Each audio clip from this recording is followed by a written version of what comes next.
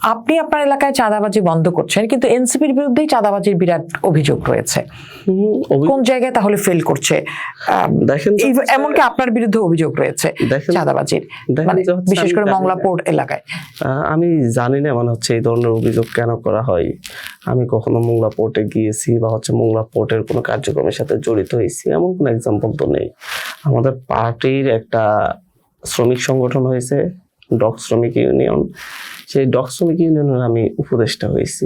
Media এমন ভাবে trial করেছে মনে হয় যেন আমি পুরো শ্রমিকে পুরো বন্দর কন্ট্রোল করতেছি। তো এই ধরনের একজন তরুণ রাজনীতিবিদ হিসাবে শুধুমাত্র একটা এক্সাম্পল, আপনি যখন মোংলা পোর্টের কথা বলছেন আমি সেটার কথাই বলছি।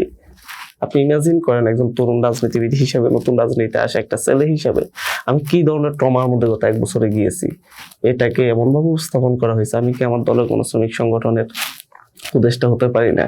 এটার মানে কি হচ্ছে আমি কোনো মানে হচ্ছে পুরো বন্ধ কন্ট্রোল করতেছি বা পুরো একটা, আমি যদি রিক্সা শ্রমিক ইউনিয়নের যদি হচ্ছে উপদেষ্টা হই তাহলে কি সেই রিক্সা শ্রমিক পুরো ঢাকা শহরের সব রিক্সা আমি কন্ট্রোল করতেছি?